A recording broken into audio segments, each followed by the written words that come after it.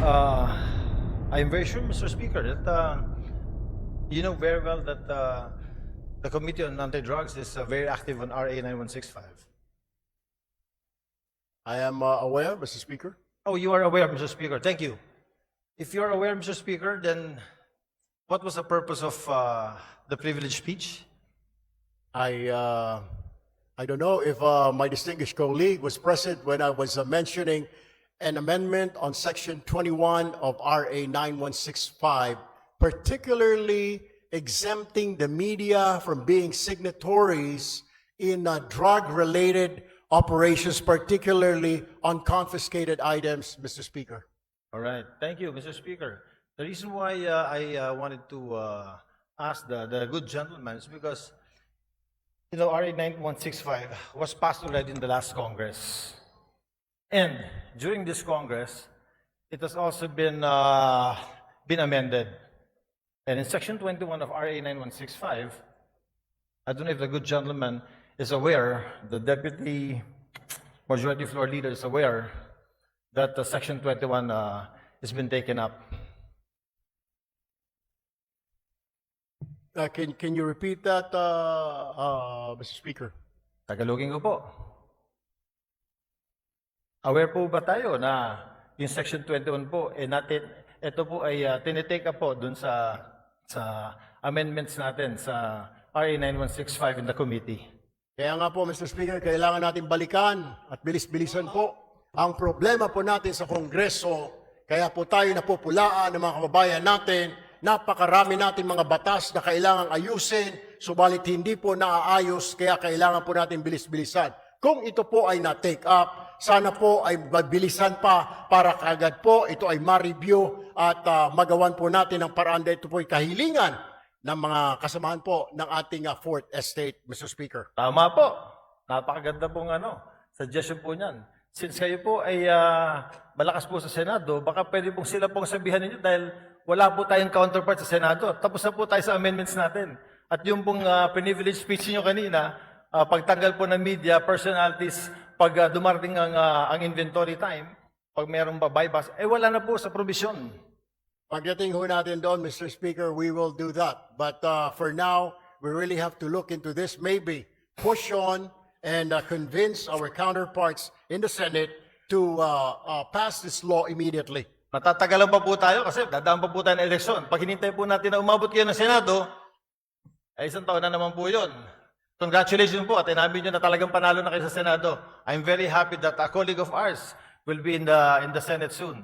Pero ibabalik ko lang po, Mr. Senator, na ito pong hinihiling ninyo na tanggalin natin or i-amend natin sa Provision 21 of RA 9165, matagal na po naming tinabaho ito sa aming committee at tinanggal po talaga po namin to. Ang tanging hiling namin, katulad din ng hinihiling ninyo, sana nga po mapabilis natin ito sa Senado. Dahil sa Senado po, hindi ko alam, pero baka pwedeng kayo na po magsalita. Baka pwedeng kayo na mag-privilege speech. Pakisabi na bilis-bilisan po para itong hinihiling natin na ma-amend itong Section 21 ay matapos na. Alam niyo ho, I will just have to correct my colleague. Hindi pa po ako senador, Your Honor. Ako po ay isang mambabatas, ako po ay isang representative, hindi pa po ako senador. Though tumatakbo po ako senador, nais ko lamang po linawin na ako po ay isang congressman. Correct. Ako po ay member ng AXIS Party List at hindi po ako senador. Baka ang inyo po ibig sabihin, yung akin po nakatatandang kahuya po, siya po yung senador. Pangalawa, kaya ako nga po pinapabilis-bilisan para marinig po tayo sa Senado. Nabilis-bilisan po nila dahil ito po ay hindi pa naman batas. Habang ito hindi pa po batas, ala hong saysay ang pagre-review, wala hong saysay ang pagtanggal ho natin ng section na yan, section 21, kung hindi pa naman po ito batas. What I am trying to point out, Mr. Speaker, I guess we have to do something about it. And para marinig ko, kaya ho tayo nagpa-privilege speech para marinig po tayo sa Senado. Now, we are waiting for the decision, Mr. Speaker. If I can only do a privilege speech in the Senate, then I will do so. Unfortunately, I'm still here, a member of 19th Congress, Mr. Speaker. Salamat. Salamat, Mr. Congressman.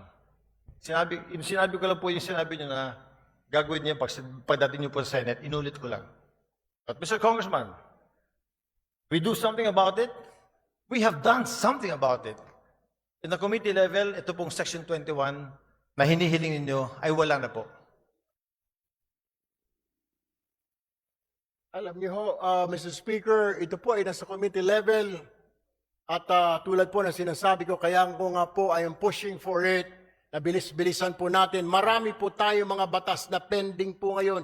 Hindi lang po itong 9165. Marami pong kailangang revisahin, reviewin. Ang kailangan lang po natin ay bilisan po dahil ang taong bayan ay nag-aantay po. At hindi po tayong ika nga ay pwedeng manahimik o kaya mag-relax dahil po nakatingin po sa atin ang ating mga kababayan at gusto po nila na bilisan ang pagpasa, pag-review, whatever, ang ng mga batas po natin, Mr. Speaker. Therefore, Mr. Speaker, I think the correct manifestation should be, since the requested section is to be amended, and it has been replaced already, Mr. Speaker, is that the correct manifestation should be, we request that the Senate should fast-track this House version of RA 9165. That, I think, is the correct manifestation, Mr. Chair.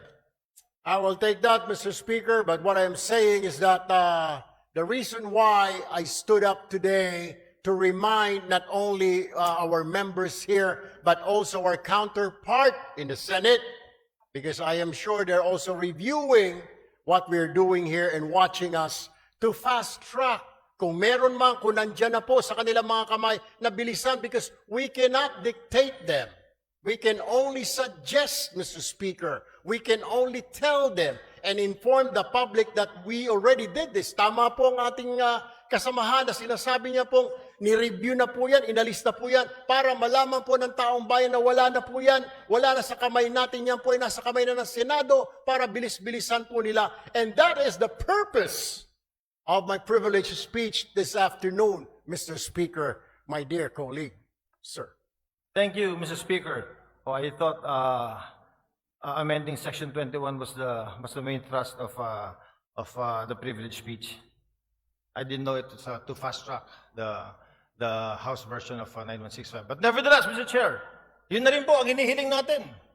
Since yung nire-request po ng colleague natin na tanggalin po sa Section 21, yung pagsama ng media, kapag po nag-iimbentary sa mga bypass, sa mga nahuli na ay wala na po sa committee level. Wala na po, pumasa na po sa atin. Sana po, another privilege speech from our good colleague will tell the Senate, bilis-bilisan nyo naman, kasi binilisan na po namin.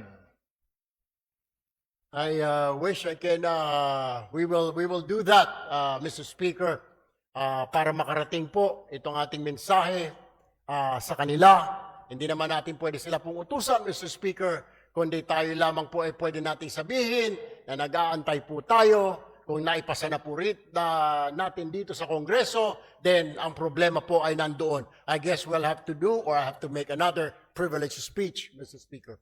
We shall await the next privilege speech. Thank you, Mr. Speaker. Thank you, Mr. Congressman. Maraming salamat po. Magandang hapon.